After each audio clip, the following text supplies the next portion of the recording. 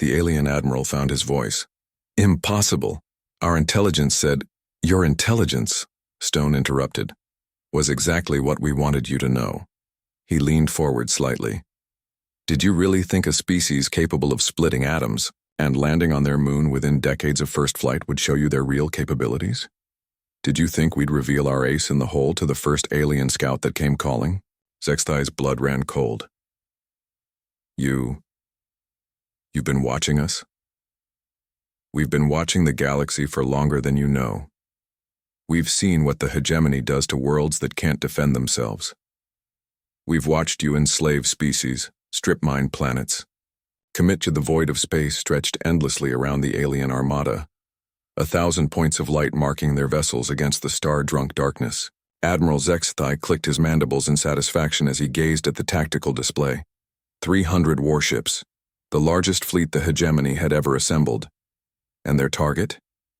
A single blue marble of a planet, spinning lazily in the third orbit of an unremarkable yellow star. Earth, he hissed, tasting the alien word on his forked tongue. Such an ugly name for such a resource-rich world. His second-in-command, Commander Veltar, approached with measured steps. The reptilian officer's scales rippled with nervous energy. Admiral, our scouts confirm the humans have only primitive defenses. Kinetic weapons, chemical propulsion, nuclear warheads at best. Their most advanced vessel appears to be some sort of recreational cruise ship they've converted for military use. Zexthai's laugh was like grinding stone. Pathetic, truly pathetic. Intelligence suggested these humans might pose a threat to the hegemony's expansion. What fools we were to worry. The command deck of the subjugator hummed with activity. Dozens of alien species worked the control stations, the tall, blue-skinned Altarians with their forearms, the floating, jellyfish-like Nethys, the crystalline Vorthan who communicated through light patterns, all united under the hegemony's iron fist, all about to witness the complete annihilation of humanity. Send the demand for surrender, Zexthai commanded. Standard terms, complete submission, 90% population culling, the survivors to be processed as slave labor. Veltar hesitated. Admiral, perhaps we should at least scan for any hidden defenses. The humans did manage to develop faster-than-light communication before we arrived. That suggests a certain ingenuity. Commander, Zexthai's voice dropped to a deadly whisper. Are you questioning my judgment? These humans are barely more evolved than the primitive apes we saw in their nature documentaries. They worship invisible gods, fight wars over colored cloth, and poison their own atmosphere for profit. They are insects to be crushed beneath our boots. A communication officer looked up from his station. Admiral, we're receiving a response from Earth. Put it through. The holographic display flickered to life, showing a surprisingly young human woman in what appeared to be a military uniform. Her dark hair was pulled back in a tight bun, and her eyes, those strange, small human eyes, held an unsettling calmness. I am Captain Sarah Chen of the Earth Defense Force, she said, her voice carrying clearly across the vast distance. To the alien fleet currently surrounding our world, you have exactly one chance to turn around and leave. This is your only warning. The command deck fell silent.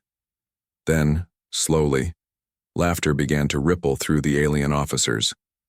It started as chuckles, built to guffaws, and finally erupted into full-throated hilarity. Did she just threaten us? Veltar wheezed between laughs. A single human on a backwater planet just threatened the entire hegemony armada? Zexthai wiped tears from his compound eyes. Oh, this is rich. Truly rich. Tell me, little human, what exactly do you plan to do to our 300 warships? Throw rocks at us? Perhaps you'll try to ram us with that converted pleasure craft. You call a battleship? Captain Chen's expression didn't change. You have 30 seconds to begin your withdrawal. After that, we cannot guarantee your safety. Our safety? Zexthai roared. You primitive little... 20 seconds, Chen interrupted calmly. The Admiral's laughter died. The sheer audacity of this human was almost impressive. Almost. Commander Veltar, Target their largest population centers. Let's show them the price of defiance. Targeting systems locked, Admiral. 10 seconds, Chen said. Fire, Zexthai commanded. The first salvo of the alien fleet erupted from 100 gun ports. Plasma beams and particle accelerators sent death racing toward Earth at near light speed. Enough firepower to crack continents and boil oceans. Captain Chen looked directly into the camera pickup. You were warned. Then the transmission cut to static. Zexthai settled back in his command throne, satisfied. Another world falls to the might of the hegemony. Begin preparations for... Admiral? The sensor operator's voice cracked with panic. I'm reading massive energy signatures. Something's coming out of hyperspace. Impossible. Our intelligence confirmed the humans have no faster-than-light capability. Sir, it's massive. The energy signature is off the charts. The tactical display updated, and every being on the command deck fell silent. There, materializing from the twisted dimensions of hyperspace like a leviathan rising from the deep, was a ship. But calling it a ship was like calling a hurricane a breeze. It was enormous, easily 20 kilometers from bow to stern, 5 kilometers, at its widest point. Its hull was a deep, gunmetal gray that seemed to absorb light rather than reflect it. Strange symbols pulsed along its sides. Not alien runes, but letters from Earth's alphabet spelling out a name that would soon be burned into the nightmares of a dozen species. Thunder Soul. What? What is that thing? Veltar whispered. Zexthai stared at the impossible vessel. According to their intelligence, humans couldn't even build ships larger than a few hundred meters. This thing dwarfed their largest dreadnoughts. Sir, the communications officer called out. We're receiving a transmission from that ship. Put it through. The hologram flickered to life again, but this time it showed not Captain Chen, but a grizzled human male with gray hair and scars across his weathered face. Behind him, the bridge of the Thunder Soul stretched away in all directions, filled with more humans than Zexthai had expected the entire planet to possess. This is Admiral Marcus Stone of the Thunder Soul, the human said, his voice carrying the weight of absolute authority. You fired on civilian targets, you threatened our world, you refused our warning. His eyes, those strange, predatory human eyes, focused directly on Zexthai. That was your mistake. No side on an industrial scale. Admiral Stone's voice hardened. We decided that had to stop. You're bluffing, Zexthai snarled. One ship, no matter how large, cannot stand against our entire fleet. Admiral Stone smiled. It was not a pleasant expression. One ship? Admiral, who said anything about one ship? The space around the hegemony fleet erupted with new hyperspace signatures. Not just one or two, but dozens, 50, 100. The tactical display became a nightmare of red warning icons as ship after ship materialized from hyperspace. The Thunder Soul wasn't alone. It was the flagship of the largest fleet in galactic history, and every single ship flew the flag of Earth. Chapter 2. The Thunder Awakens. The bridge of the Thunder Soul thrummed with controlled energy as Admiral Stone watched the alien fleet's formation begin to waver. He could see it on their tactical displays. The perfect arrowhead formation was breaking apart as individual captains tried to process what they were seeing. 112 human warships had just materialized around them. Each one smaller than the Thunder Soul, but each one radiating power signatures that made the alien sensors scream warnings. Admiral, called out Commander Lisa Park from the weapons station, we're receiving multiple surrender requests from the hegemony fleet. Stone's expression remained granite hard. Denied. They fired on civilian targets first. There are consequences for that. On the main screen, they could see the alien admiral, Zexthai, according to their intelligence files, frantically shouting orders to his crew. His reptilian features were twisted with panic and rage. Sir, reported Lieutenant Torres from communications, we're intercepting hegemony transmissions. They're trying to call for reinforcements. Let them, Stone said calmly. Jam their hyperspace, communications, but leave their local channels open. I want every ship in their fleet to hear what's about to happen to their flagship. The Thunder Soul's tactical officer, a young man named David Kim, looked up from his station. "Admiral, the enemy flagship is attempting to target us with their main guns." Stone's smile returned, cold and predatory. "Are they now? Well, we can't have that. Commander Park, show them what human engineering looks like. Fire a warning shot across their bow." "Aye, sir. Charging the Tempest cannon to 5% power." The bridge dimmed slightly as power flowed to the Thunder Soul's primary weapon system. Along the massive ship's hull, panels slid open to reveal a cannon barrel that was larger than most of the alien vessels. "Tempest cannon ready, Admiral." "Fire." The weapon discharged with a sound that seemed to shake reality itself. A beam of pure, concentrated energy, not plasma, not particles, but something far more advanced, lanced across space. It passed mere meters from the alien flagship's hull, close enough to make their shields flare and overload. But the real message wasn't the near miss. It was what happened to the asteroid field behind them. The beam struck a cluster of space rocks, each one roughly the size of a city block. For a moment nothing seemed to happen, then the asteroid simply ceased to exist. Not destroyed, not vaporized, simply erased from reality as if they had never been there at all. On the hegemony flagship, Admiral Zexthai stared at his sensors in disbelief. What kind of weapon was that? His science officer, a crystalline Vorthan, pulsed with terrified orange light. "Admiral, I cannot identify the energy signature. It's unlike anything in our databases. The asteroids weren't destroyed, their atomic bonds were simply undone." "Impossible," Veltar breathed. "That would require technology centuries beyond what these humans should possess." Meanwhile, on the Thunder Soul, Admiral Stone was addressing his crew. "Ladies and gentlemen, today we make a statement that will echo across the galaxy.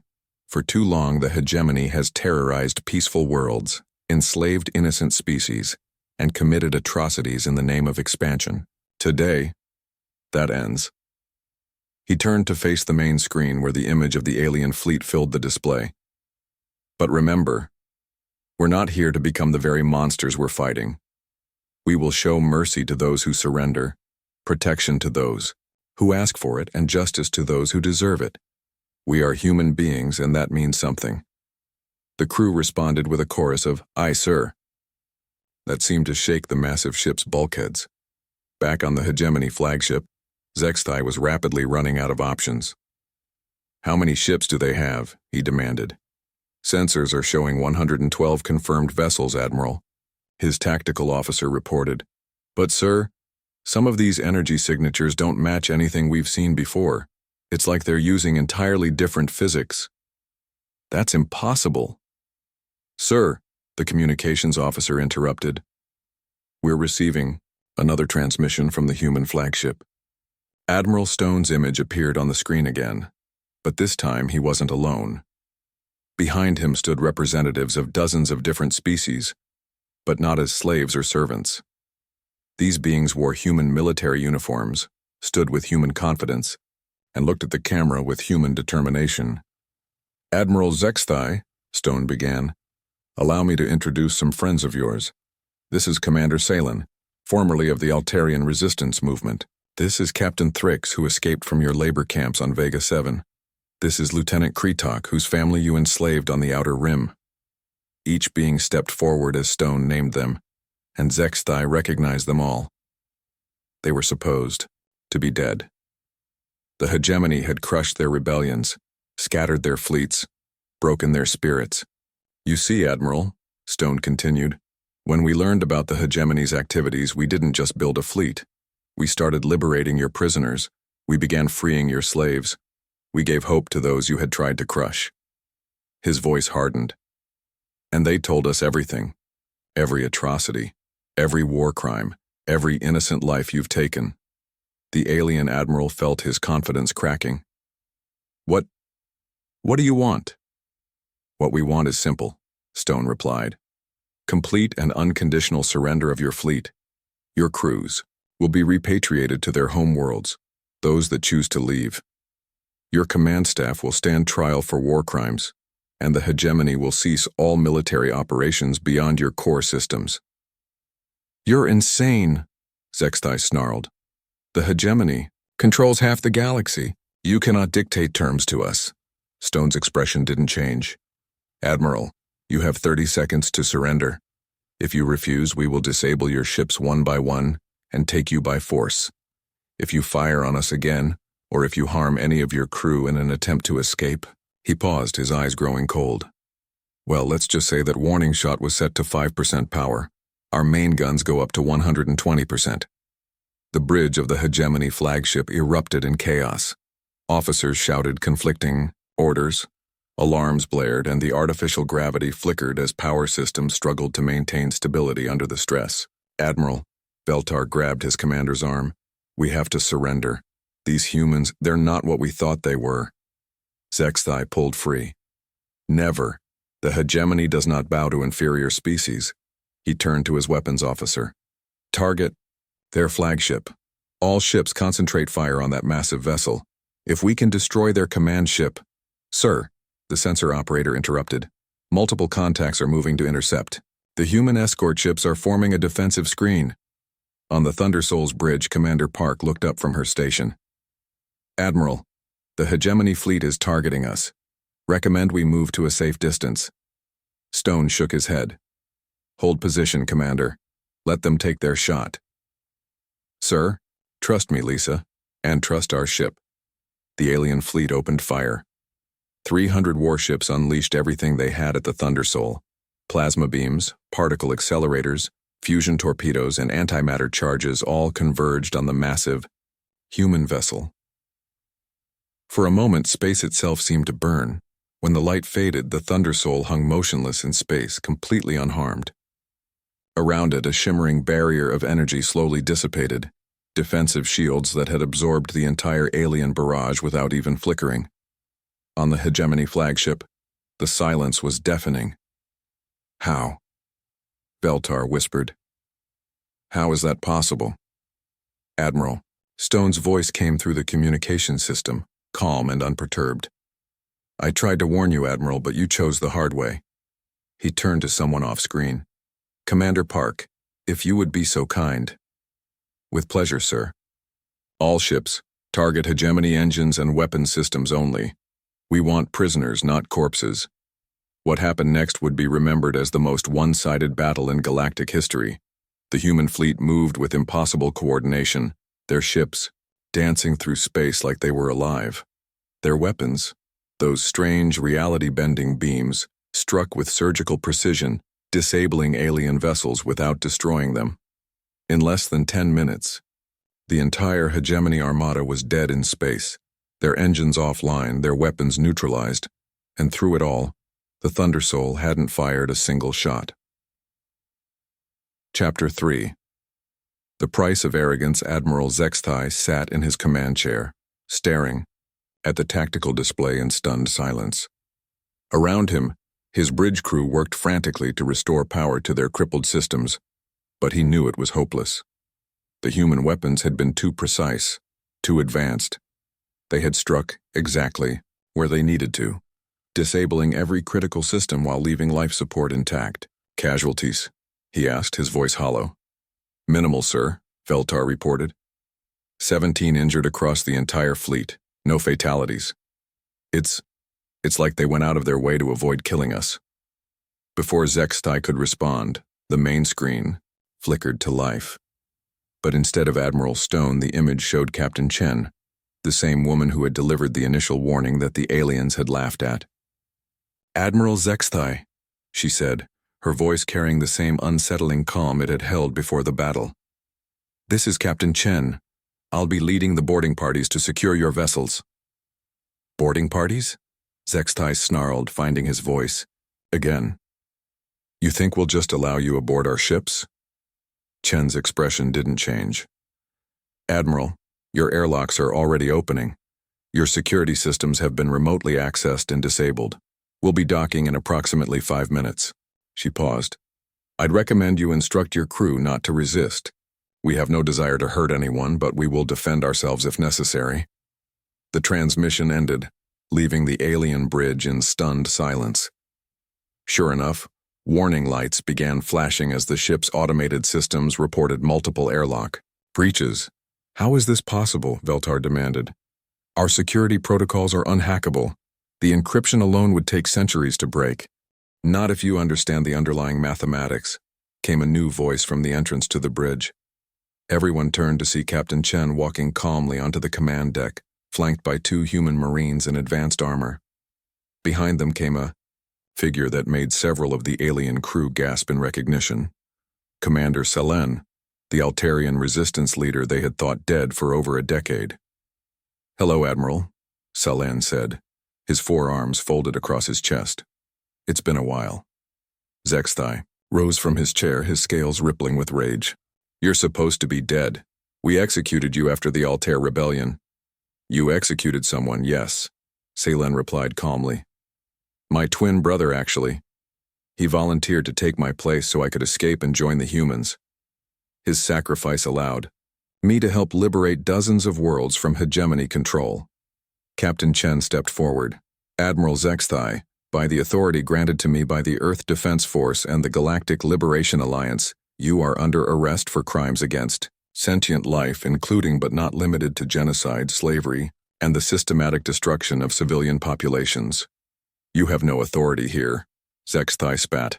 "The hegemony doesn't recognize your pathetic little alliance." "The hegemony," Chen said quietly, "no longer exists as a military power. Your fleet was the largest remaining force. As of today, hegemony space consists of your original 12 core worlds and nothing more." The alien admiral staggered as if he'd been physically struck. "Impossible. Our forces number in the millions. Your fleets have been systematically defeated over the past 6 months," Commander Salen interrupted. "While you were preparing for what you thought would be an easy conquest of Earth, human forces were liberating every world you had enslaved. The Vegan Republic is free. The Centauri Federation has been restored. The Orion colonies have declared independence. Every species you oppressed, every world you conquered, every life you destroyed," Chen continued, "they all remember. And now they all know that the hegemony can be beaten." Zexthai collapsed back into his chair. This was all planned, from the beginning. "From the moment your first scout ship entered our solar system," Chen confirmed, "we knew you were coming, we knew what you intended, and we prepared accordingly." A new voice entered the conversation, as Admiral Stone's image appeared on the command screen. "Admiral Zexthai, you and your senior staff will be transported to the Thunder Soul for processing. Your crew members who choose to cooperate will be repatriated to their homeworlds with full pardons. Those who wish to join the Liberation Alliance will be welcomed." "And if we refuse?" Zexthai asked. Stone's expression hardened. "Then you'll spend the rest of your lives in a detention facility, thinking about all the lives you could have saved if you'd made different choices." As if to emphasize the point, the Thunder Soul moved closer to the crippled hegemony flagship. Up close, the massive human vessel was even more imposing. Its hull bristled with weapons systems that defied easy categorization and strange energy. Patterns played across its surface like aurora. "What is that ship?" Veltar whispered, staring at the impossible vessel. "How did you build something like that?" Captain Chen followed his gaze. "The Thunder Soul? She's the first of her class. Took us 20 years to build using technology we developed after we realized we weren't alone in the universe." 20 years. Zexthai's voice cracked. "But our intelligence said—" "Your intelligence said exactly what we wanted it to say," Admiral Stone interrupted from the screen. "Did you really think that a species capable of developing nuclear weapons, landing on their moon and splitting the atom would just stop advancing? We've been preparing for this day for decades." The boarding party began securing the bridge, but Captain Chen noticed that many of the alien crew members weren't resisting. In fact, several of them seemed almost relieved. "You," she called to a young Altarian officer who was staring at Commander Salen with wide eyes. "What's your name?" Lieutenant Kale, ma'am," the blue-skinned alien stammered. I served under Commander Salen before the rebellion. I thought he was dead." Salen stepped forward, his expression softening. Kyle? Little Kyle from the academy? He reached out and placed a gentle hand on the young officer's shoulder. You've grown. Commander, we thought the resistance was finished. When you died, we gave up hope. Hope is never finished. My friend, Selen said quietly. It just sometimes takes a new form. Tell me, how many of your crew joined the hegemony willingly? Kale looked around at his fellow officers. Very few, sir. Most of us were conscripted after our worlds were conquered. We never had a choice. Captain Chen nodded. You have a choice now. All of you do. As the boarding parties secured the remaining hegemony vessels, similar scenes played out across the fleet. Conscripted soldiers laying down their weapons. Enslaved crew members weeping with relief. Species that had been forced to fight for their oppressors, finally free to choose their own path. But it was on the Thunder Soul itself that the most important conversation was taking place. Admiral Zexithai had been brought to the human flagship's detention center, but instead of a prison cell, he found himself in what appeared to be a comfortable conference room. Admiral Stone sat across from him, flanked by representatives from dozens of liberated worlds. I don't understand, Zexithai said. Why haven't you executed me? My crimes are extensive, Stone agreed. But execution won't bring back the dead, and it won't help us build a better galaxy. Then what do you want from me? Stone leaned forward. Information. The hegemony still controls 12 core worlds. Those worlds have billions of innocent civilians who had nothing to do with your military campaigns. We need to know how to liberate them without causing a bloodbath. You're going to invade the core systems? If necessary. But we'd prefer a peaceful solution. Stone's expression was serious. Admiral, the age of conquest is over. The galaxy is moving towards something better. A confederation of free worlds, working together instead of dominating each other. The question is whether the hegemony core worlds will be part of that future, or whether they'll have to be dealt with. Zexithai was quiet for a long moment. And if I help you? What happens to me? Life imprisonment, but on a world of your choosing. You'll be under guard, but you'll be treated humanely. You'll have access to books, education, even the chance to make amends by helping other former hegemony officers transition to civilian life. And if I don't help? Stone's voice didn't change, but something cold flickered in his eyes. Then you'll spend the rest of your life in solitary confinement, knowing that every death in the liberation of the core worlds could have been prevented if you'd chosen differently. The alien admiral looked around the room at the faces of those he had oppressed, beings who had every reason to hate him, but who were offering him a chance at redemption instead of revenge. For the first time in his long military career, Admiral Zexithai began to understand what defeat truly meant. Chapter 4. Thunder's Echo.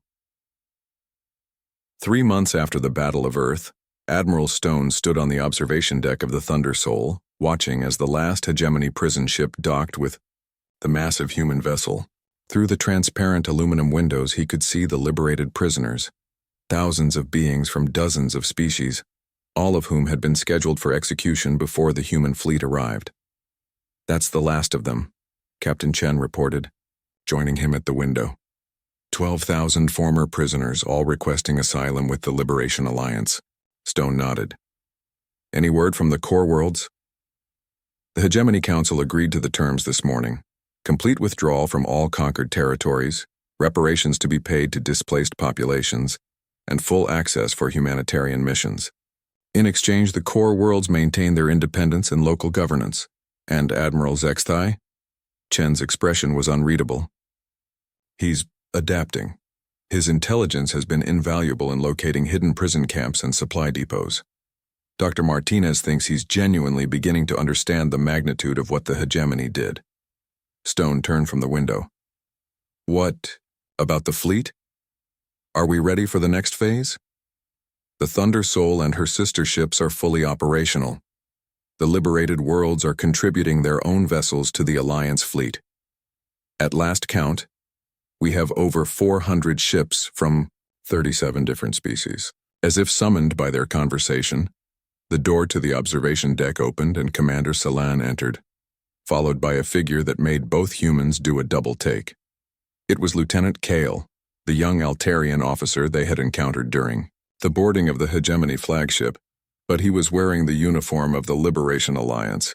"Admiral," Salan said, "Lieutenant Kale has completed his training and requested assignment to the Thunder Soul." Stone studied the young alien. "Lieutenant, are you certain about this? Serving on a human vessel, under human command?"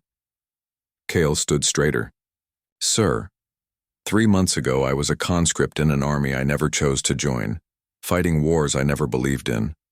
Today I'm free to serve a cause I believe in, alongside beings who chose to liberate my people rather than conquer them.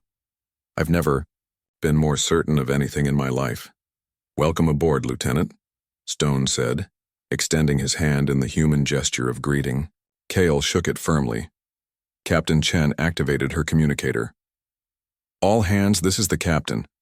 Prepare for hyperspace jump to the Vegan system. The Liberation Council is convening, and we're the flagship of the Alliance. Let's make sure we represent ourselves well." As the massive ship prepared for its jump to hyperspace, Stone found himself thinking about the conversation he'd had with Admiral Zexitai the week before. The former Hegemony commander had asked him a question that had haunted him ever since. "What happens next, Admiral Stone? You've beaten the greatest military power in the galaxy. You've liberated dozens of worlds. You've united species that have been enemies for centuries. But what happens when the galaxy realizes that humanity is now the dominant military force? What happens when fear of human power replaces fear of hegemony oppression?" It was a fair question, and one that Stone had been wrestling with ever since the Thunder Soul first fired its weapons in anger. The answer came from an unexpected source. "Admiral," came a voice from behind him. He turned to see Dr. Elena Vasquez, the Thunder Soul's chief xenobiologist and a member of the original team that had made first contact with the Galactic community. "Dr. Vasquez, what can I do for you?" "I've been analyzing the cultural integration reports from the liberated worlds," she said, holding up a datapad. "The results are fascinating." "In what way?" "The species we've liberated aren't afraid of us, Admiral. They're inspired by us, not because of our military power, but because of how we've chosen to use it." She gestured toward the window, where they could see ships from a dozen different species flying in formation with human vessels. For the first time in galactic history, a dominant military power has chosen restraint over conquest, liberation over oppression, cooperation over domination. The Altarians have a phrase for it, Keth Nalar. It roughly translates to strength that protects rather than dominates. Stone considered this. "And you think that's sustainable? That we can maintain this alliance without it eventually fragmenting into competing factions?" "I think," Dr. Vasquez said quietly, "that we've started something unprecedented. A truly voluntary alliance of species, united not by conquest or fear, but by shared values and mutual respect. The question isn't whether it will last, it's whether we can help it grow." As if to punctuate her words, the Thunder Soul's communication system activated with an incoming message from Earth. "Admiral Stone," came the familiar voice of President Martinez. "Congratulations on the successful completion of the Liberation Fleet's first mission. The United Nations has voted unanimously to approve the next phase of the initiative." "Thank you, Madam President. What are our new orders?" "The Galactic Liberation Alliance has received formal requests for membership from 47 additional worlds. Your mission is to help establish the framework for a true galactic government, one based on consent rather than conquest, cooperation rather than competition." Stone looked around at his diverse crew, humans, Altarians, Centaurians, former Hegemony officers who had chosen to serve the cause of freedom. "Understood, Madam President, the Thunder Soul is ready." "There's one more thing, Admiral," President Martinez continued. "The Alliance Council has voted to make an offer to the Hegemony core worlds, not surrender, not subjugation, but membership, equal representation, equal voice, equal protection under Alliance law. And if they refuse, then they remain independent, but they do so knowing that the galaxy has moved beyond them. The age of empires is over, Admiral. The age of cooperation has begun. As the transmission ended, Admiral Stone found himself smiling. Humanity had spent centuries dreaming of the stars, wondering what they would find when they finally reached them. Wars, perhaps. Conquest. Alien empires that would either destroy them or enslave them. They had never imagined that they would become the force that ended such things forever. The Thunder Soul engaged its hyperspace drives, and the massive vessel disappeared into the twisted dimensions of faster-than-light travel, carrying with it the hopes of an entire galaxy. Behind them, in the space where the battle had been fought, a small monument had been erected, not to celebrate victory, but to remember the choice that had been made, the choice to be better than those who had come before. The inscription, written in the languages of every species in the Alliance, was simple. Here, on this day, the galaxy chose hope over fear, freedom over slavery, and cooperation over conquest. May all who come after remember that strength's greatest purpose is to protect those who cannot protect themselves. Epilogue. 1 year later. The Garden of Remembrance on New Geneva Station was quiet in the artificial evening light. Admiral Stone walked slowly along the paths between the memorial walls, reading the names of those who had been lost during the hegemony's reign of terror. Millions of names, from hundreds of worlds, in dozens of languages. At the center of the Aigai garden stood a simple fountain, its water flowing in a pattern that somehow suggested both tears and hope. Around it, representatives from every member world of the Galactic Liberation Alliance had left small mementos, flowers, stones, crystals, and artifacts that held meaning for their respective cultures. "Beautiful, isn't it?" came a familiar voice. Stone turned to see Admiral Zextai approaching, flanked by 2 Alliance guards. The former hegemony commander looked different, older perhaps, but also somehow lighter. The weight of command, of the terrible decisions he had made, seemed to have lifted from his shoulders. "Admiral," Stone acknowledged. "How are you finding life on Sanctuary?" Zextai, who now went by his birth name Keth, smiled ruefully. "Strange, peaceful. I've been working with the Rehabilitation Center, helping other former hegemony officers adjust to civilian life. It's therapeutic, I suppose." They stood in comfortable silence for a moment, 2 former enemies united by their shared understanding of the cost of war. "I've been thinking about what you said," Keth continued, "about the galaxy fearing humanity's power. I was wrong to worry about that." "Were you?" The latest polls show that over 90% of Alliance worlds view humanity as protectors rather than conquerors. The Thunder Soul and her sister ships are seen as symbols of hope, not oppression. He paused. "Do you know what they call you in the Outer Rim?" Stone raised an eyebrow. "I'm almost afraid to ask. The Thunderbringer. Not because of your weapons, but because thunder follows lightning, and you brought the lightning that ended the long darkness of oppression." A soft chime echoed through the garden, and both men looked up to see a familiar figure approaching. Captain Sarah Chen, now Admiral Chen of the Alliance fleet, walked toward them with a data pad in her hand and a slight smile on her face. "Gentlemen," she greeted them. "Beautiful evening for a walk in the garden." "Admiral Chen," Stone replied. "What brings you here?" "News from the frontier. The Andromedans have made contact." Both men straightened. The Andromedans were a mystery, an ancient civilization from beyond the galactic rim that had been rumored to exist for millennia, but had never been encountered. "Hostile?" Stone asked. Chen's smile widened. "Quite the opposite. They've been watching the galaxy for thousands of years, waiting for what they call the species that chooses wisdom over power.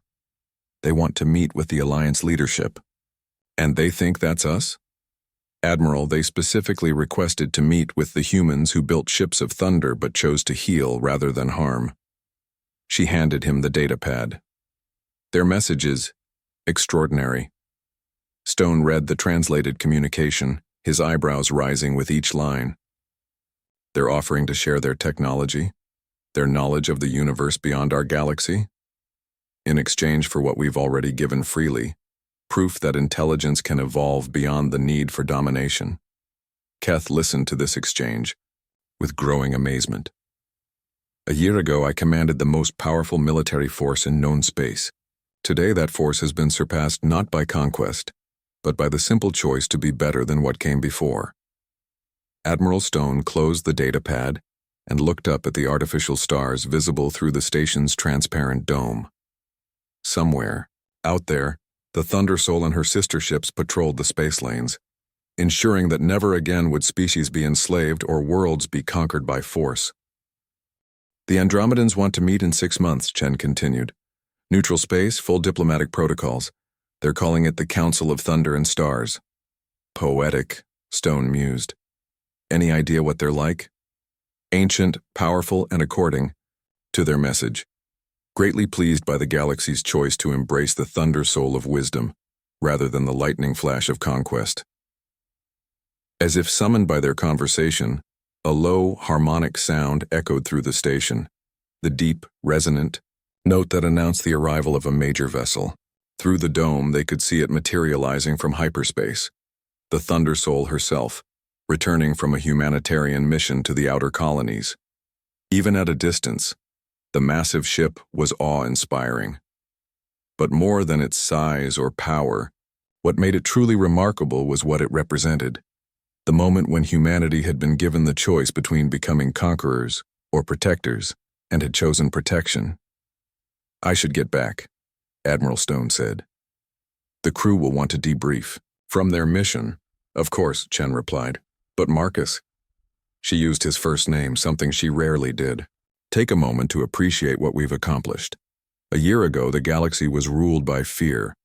Today, it's governed by hope. As Stone walked toward the docking bay, he passed through the station's central plaza, where beings from dozens of species worked, lived, and played together. Children of different worlds chased each other in games that transcended species barriers. Scholars from across the galaxy collaborated on projects that would have been impossible under the old regime. And everywhere, he saw the symbol that had become synonymous with the new age. Not a weapon or a crown, but a simple design that combined the thunderbolt of power with the dove of peace. The symbol of the Alliance. The symbol of hope. Near the docking bay, he encountered a group of young beings, humans, Altarians, Centaurians, and others, all wearing the uniform of the Alliance Academy. They were discussing their upcoming assignments, their voices filled with excitement about the chance to serve something greater than themselves. Admiral Stone, one of them called out, a young human woman with the kind of enthusiasm that reminded him why they had fought so hard to build this new world. Cadet, he acknowledged. How are your studies progressing? Wonderfully, sir. We're learning about multi-species cooperation, xenobiology, diplomatic protocols, and advanced engineering. Did you know that the Centaurians have developed a new form of faster-than-light communication that doesn't require quantum entanglement? I did not, Stone replied, genuinely interested. That could revolutionize galactic communications. That's the amazing part, sir, another cadet chimed in. This one an Altarian with the blue-tinted skin and 4 arms of his species. They're sharing it freely with all Alliance members. No patents, no restrictions, no military applications only. Just sharing knowledge to make life better for everyone. Stone smiled.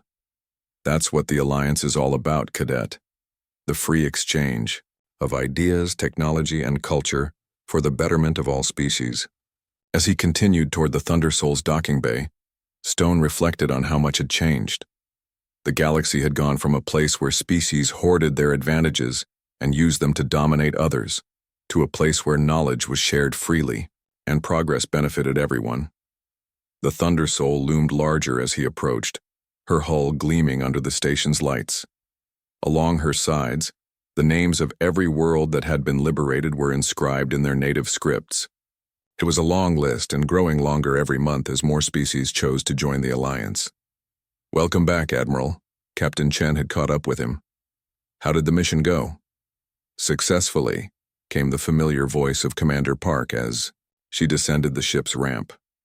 We delivered medical supplies to the Rigel colonies and helped establish their new government. No military action required, just diplomacy and humanitarian aid. The way it should be, Stone replied. As they walked aboard the Thunder Soul, Stone was struck once again by the diversity of his crew.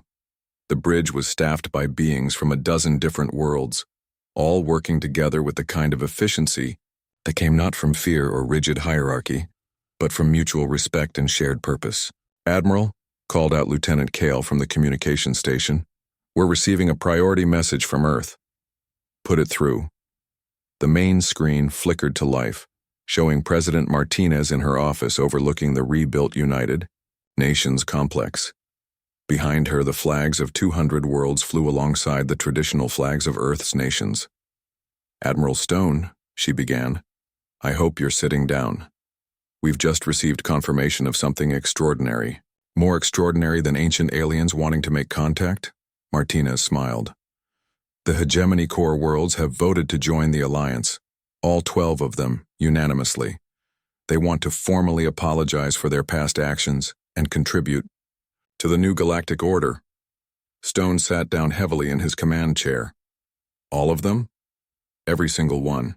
They've seen what the Alliance has accomplished, what life is like for species that choose cooperation over conquest. They want to be part of that future." Through the viewports of the Thunder Soul, Stone could see the stars, billions of them, each potentially harboring worlds full of life and possibility. A year ago, many of those worlds had lived in fear of conquest. Today, they were part of something unprecedented in galactic history, a truly voluntary alliance of species working together for mutual benefit. "There's one more thing, President," Martinez continued. "The Alliance Council has voted to rename the Thunder Soul. She'll now be known as the Hopebringer, flagship of the Galactic Alliance fleet." Stone looked around at his diverse crew, at the beings who had chosen to serve not an empire or a conquest but an ideal. "I think," he said quietly, "that's a perfect name." As the newly christened Hopebringer prepared to depart for its next mission, a diplomatic journey to meet with the mysterious Andromedans, Admiral Stone stood on the bridge and watched the stars. Somewhere out there in the vast cosmos, other species were probably watching the galaxy with interest, wondering what this new alliance of free worlds might mean for the future.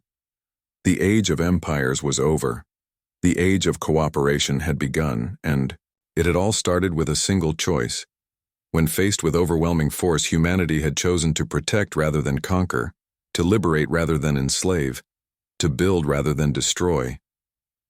The Thunder Soul of Wisdom had awakened, and its echo would resonate throughout the galaxy for generations to come. In the end, the aliens had indeed regretted everything, not because they had been destroyed, but because they had finally learned what they could have become if they had chosen differently from the beginning. The galaxy was vast and full of wonders yet to be discovered, but for the first time in its long and violent history, those wonders would be explored not by conquerors seeking to dominate, but by explorers seeking to understand. The thunder had spoken and the galaxy had listened, and in listening it had found its voice.